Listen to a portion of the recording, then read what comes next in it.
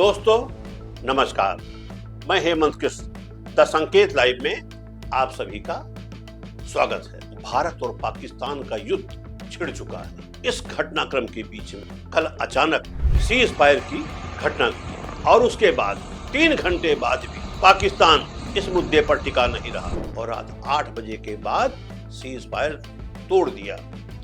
आज हम एक ऐसे मुद्दे पर बात करेंगे जो हर हिंदुस्तानी के दिल में सवाल छोड़ रहा है।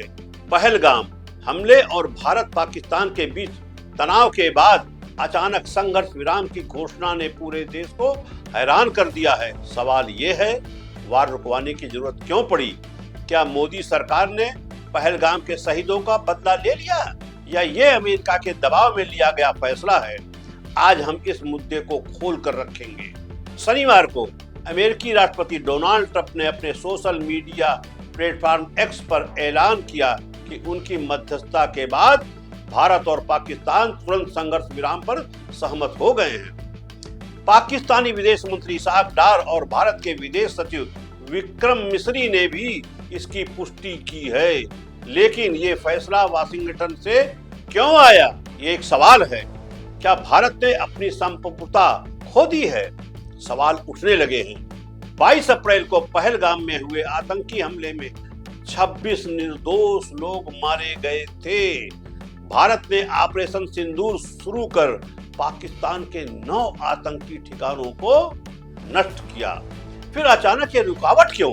इस संघर्ष विराम पर देश में गुस्सा फूट पड़ा है। AIMIM ने भारत सरकार के फैसले पर सवाल खड़े कर दिए हैं। AIMIM चीफ ओवैसीउद्दीन ओवैसी ने कहा कि चाहे सीज फायर हो या न हो, पहलगाम हमले के लिए जिम्मेदार आतंकवादियों का पीछा करना जारी रखना चाहिए। सांसद ओवैसीउद्दीन ओवैसी ने भारत सरकार से सीज फायर का ऐलान ट्रंप की ओर से आने पर सवाल किया। संजय राउत ने ट्रंप पर ही सवाल खड़ा करते हुए और श्रेय लेने के मामले में कहा कि अगर इतने ही पावरफुल हैं तो इजराइल और गाजा क्यों नहीं रुकवा पाए? ट्रंप ने सीज फायर के लिए भारत पर दबाव डाला था।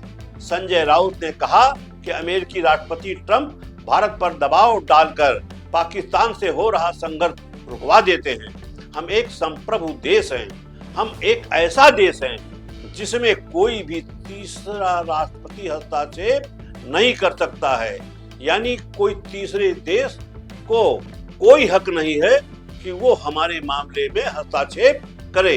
इस तरह की कोशिश भी हमारी संप्रभुता पर हमला है और यह मोदी सरकार की भी कमजोरी है।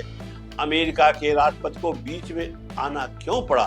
राउत ने पीएम पर निशाना साधते हुए कहा कि ऐसा क्या हुआ कि वार रुकवाने की क्या जरूरत पड़ गई? सिंदूर का अपमान करने वालों के लिए हमने ऑपरेशन सिंदूर शुरू किया था। हमारी 26 माताओं और बहनों का सिंदूर उन आतंकवादियों और पाकिस्तानियों ने उजाड़ दिया। शिवसेना नेता ने कहा कि अब मोदी सरकार यह बताए कि उन्होंने पहलगाम हमले का कौन सा बदला ले लिया है। कश्मीर में घुसे वो 6 आतंकवादी आज भी हमारे देश की भूमि पर कहीं छुपे बैठे हैं। हमने उनका खात्मा क्या कर दिया? वो आज भी भारत की सरजमी पर जिंदा घूम रहे हैं। तो इजराइल और गाजा का वॉर प्रेसिडेंट ट्रंप ने क्यों रुकवाया नहीं? अभी भी चल रहा है वॉर। प्रेसिडेंट ट्रंप भारत को ऊपर दबाव डालकर पाकिस्तान के साथ हमारा जो संघर्ष चल रहा है वो रुकवाता है। हमारा एक संप्रभु देश है, एक ऐसा देश है कि उसमें तीसरा कोई प्रेसिडेंट हस्तक्षेप नहीं कर सकता। ये हमारे संप्रभुता पर हमला है और ये सरकार की कमजोरी है मोदी की कि प्रेसिडेंट ट्रंप को बीच में लाना पड़ा। उसको खुद नहीं है ताकतवर और वार रुकवाने की जरूरत क्या है? हमारे 26 माताओं का, बहनों का सिंदूर वो लोगों ने नष्ट कर दिया, खत्म कर दिया। इसलिए तो आपने ऑपरेशन सिंदूर किया ना, आपने सिंदूर का अपमान किया, आपने हिंदू संस्कृति का अपमान किया। कौन सा बदला लिया आपने, मुझे बताइए। वो 6 आतंकवादी आज भी इस देश के भूमि पर छुपे हैं। आपने उसका खात्मा नहीं किया है। साथ ही कांग्रेस पार्टी ने भी मोदी सरकार पर सवाल खड़े किए हैं। यूपी कांग्रेस प्रवक्ता अंशु अवस्थी ने सवाल करते हुए पूछा कि क्या सीज फायर से 28 निर्दोषों को इंसाफ मिल गया? हम चाहते हैं कि पाकिस्तान की जमीन पर फल फूल रहे आतंकवाद को समाप्त करने के बाद ही सीज फायर हो। उन्होंने कहा कि आज कांग्रेस सरकार होती तो पाकिस्तान को घुटने टेकने पर मजबूर कर देती। निर्दोष 28 लोगों का बदला लिए बिना और आतंकवादियों को सबक सिखाए बिना सीज फायर करने का निर्णय शहीद परिवारों के साथ धोखा और नाइंसाफी। देश आज इंदिरा गांधी को याद कर रहा है। ऐसे में 4 दिन के भीतर जब सीज फायर हुआ तो इसकी चर्चा सोशल मीडिया पर हो रही है। कांग्रेस समर्थक और कुछ सोशल मीडिया यूजर्स इस मौके पर पूर्व प्रधानमंत्री इंदिरा गांधी का जिक्र कर रहे हैं। कांग्रेस के आधिकारिक एक्स हैंडल से इंदिरा गांधी और पूर्व अमेरिकी राष्ट्रपति रिचर्ड निक्सन की तस्वीर साझा की गई है। इस तस्वीर के साथ कांग्रेस ने लिखा है, इंदिरा गांधी ने निक्सन से कहा था, हमारी रीढ़ की हड्डी सीधी है, हमारे पास इच्छा शक्ति और संसाधन है कि हम हर अत्याचार का सामना कर सकते हैं। वो वक्त चला गया जब कोई देश 3000-4000 मील दूर बैठकर ये आदेश दे कि भारतीय उनकी मर्जी के हिसाब से चले। कांग्रेस ने ट्वीट में लिखा, ये हमारी हिम्मत यही था, भारत के लिए डटकर खड़ा होना और देश की गरिमा के साथ कोई समझौता न करना। कांग्रेस समेत कुछ social media users UPSC coaching से जुड़े शिक्षक विकास दिव्य कीर्ति एक पुराने वीडियो भी साझा कर रहे हैं। इस वीडियो में विकास दिव्य कीर्ति कहते हैं, एक महिला प्रधानमंत्री बनी और उन्होंने पाकिस्तान के 2 टुकड़े कर दिए। बाकी लोग बोलते रहते हैं सर्जिकल स्ट्राइक कर दूंगा, उन्होंने बोला नहीं, वो कर दिखाया। भारत में कितने प्रधानमंत्री हो गए? अब 10-12 तो हो ही गए होंगे। उनमें से एक का नाम था इंदिरा गांधी, और इंदिरा गांधी ने एक निर्णय लिया था कि पाकिस्तान ज्यादा बड़ा है, उसे 2 हिस्से होने चाहिए। और फिर 1971 में डॉक्टर ने कहा बधाई हो, बांग्लादेश हुआ है। एक महिला आपकी प्रधानमंत्री बनी, उसने पाकिस्तान के 2 हिस्से, बाकी लोग बोलते रहते हैं सर्जिकल स्ट्राइक कर दूंगा, ये कर दूंगा, वो कर दूंगा, उन्होंने बोला नहीं, 2 कर दिए। हालांकि कुछ लोगों का ये भी मानना है कि 1971 और 2025 की तुलना करना सही नहीं है। 1971 में इंदिरा गांधी ने राष्ट्रपति रिचर्ड निक्सन की धमकी को नजरअंदाज किया। सोवियत संघ के समर्थन से भारत ने न सिर्फ युद्ध जीता बल्कि बांग्लादेश बनाकर इतिहास रच दिया। उस वक्त पाकिस्तान परमाणु शक्ति संपन्न नहीं था, लेकिन हालात फिर भी मुश्किल थे। फिर भी इंदिरा जी ने हार नहीं मानी।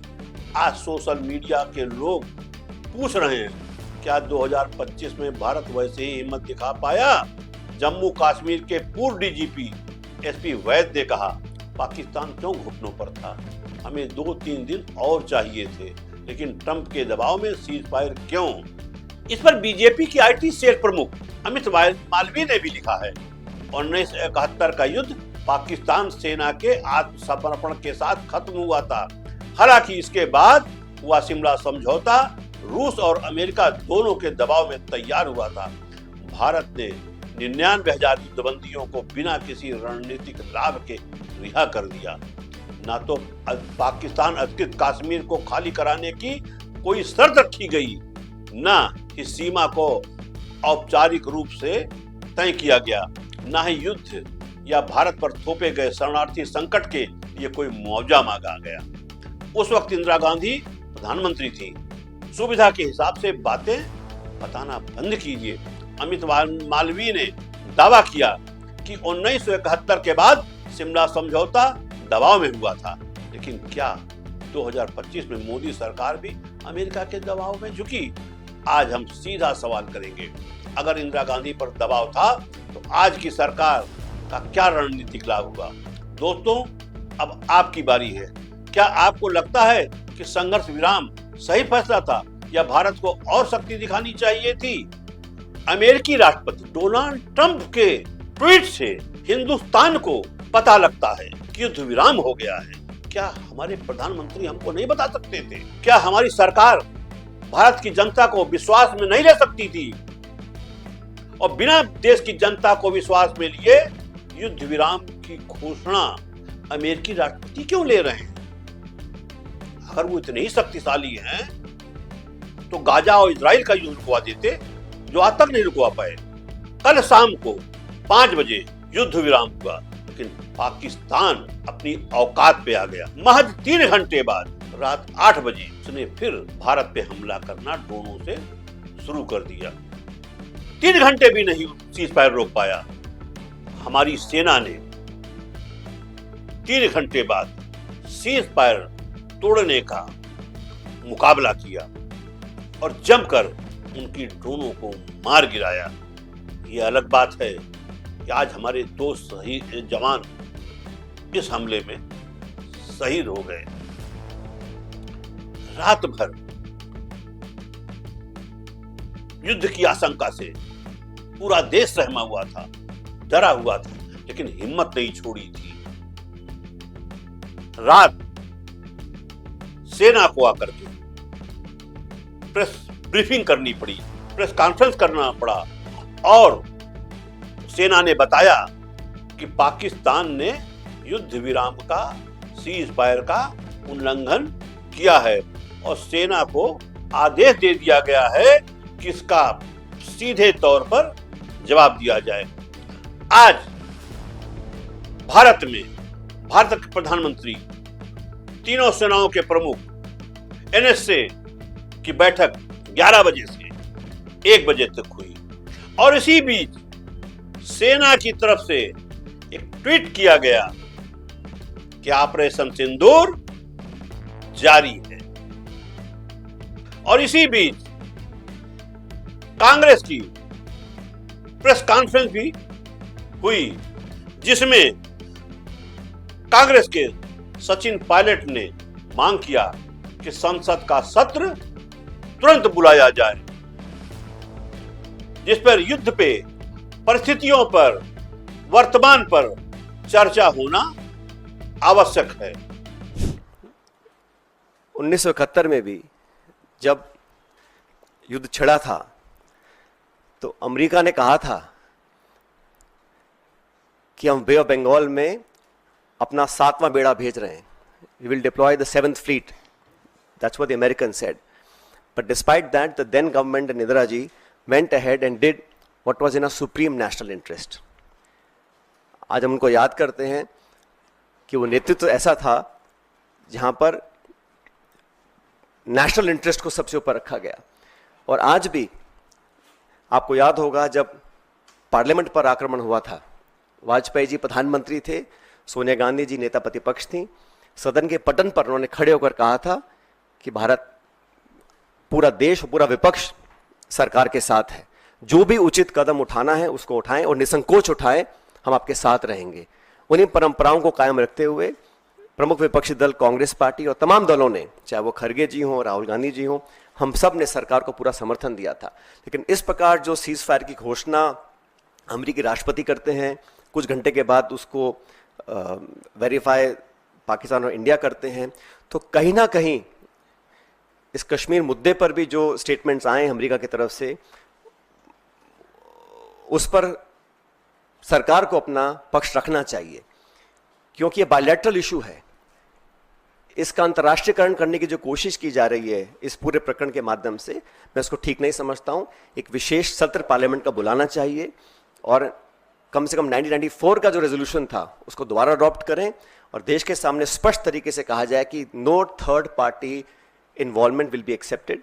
It is a bilateral issue and it is India's and Pakistan issue and no country including America should have a space to intervene in a bilateral issue. अब तक हमारे पिछले कई दशकों की जो फॉरेन पॉलिसी थी, जो स्टेटेड पॉलिसी थी, वो बड़ी स्पष्ट थी। उसमें कहीं मीडिएशन का, नेगोशिएशंस का, थर्ड पार्टी इन्वॉल्वमेंट का कोई स्कोप ही नहीं था, चाहे कोई प्रधानमंत्री हो, कोई सरकार हो। लेकिन जो अमेरिका का स्टेटमेंट आया है उस पर इन सारी चीजों के ऊपर एक सवाल उठना लाजमी बनता है। इसलिए मैं इतना ही अपील करूंगा कि ऑल पार्टी मीटिंग सरकार को बुलानी चाहिए तुरंत प्रभाव से। और हमारे सैनिकों ने पिछले दिनों में जो कर दिखाया है, मुझे लगता है कि उस पर हम सबको बड़ा फख्र है, बड़ा नाज है। और हमारी सेनाओं का जो बल, जो ताकत, जो शौर्य, जो वीरता, जो कार्यकुशलता, जो प्रिसिशन, जिस जांबाजी से उन्होंने मजा चखाने का काम किया है पाकिस्तान को, उन सब पर हमको बड़ा नाज है, बड़ा फख्र है। Thank you. तो क्या भारत के प्रधानमंत्री भारत का नेतृत्व लोकसभा की बैठक आहूत करेगा? कांग्रेस ने यह भी मांग की कि सर्वदलीय बैठक तुरंत की जाए। क्या सर्वदलीय बैठक की जाएगी? क्या हम इतने कमजोर हैं? भाई, इंदिरा गांधी ने 1971 में 10 दिन लगातार युद्ध किया और पाकिस्तान के 2 फाड़ कर दिए, बांग्लादेश बनवा दिया। वर्तमान में 2025 में मोदी सरकार सीमा पर 4 दिन लगातार डटी रही। हमने क्या पाया, क्या खोया, इस पर चर्चा होनी चाहिए। अगर बलूच पाकिस्तान में 4 दिन के अंदर उसने बलूच की 2/3 चौकियों पर कब्जा कर लिया, अगर भारत चाहे तो बलूच पाकिस्तान से अलग हो सकता है। हिंदुस्तान की मांग है, हिंदुस्तान की आवाम मांग करती है कि पीओके पे कब्जा होना चाहिए, और यही वो सही समय है जब भारत को पीओके को अपने क्षेत्र में मिला लेना चाहिए।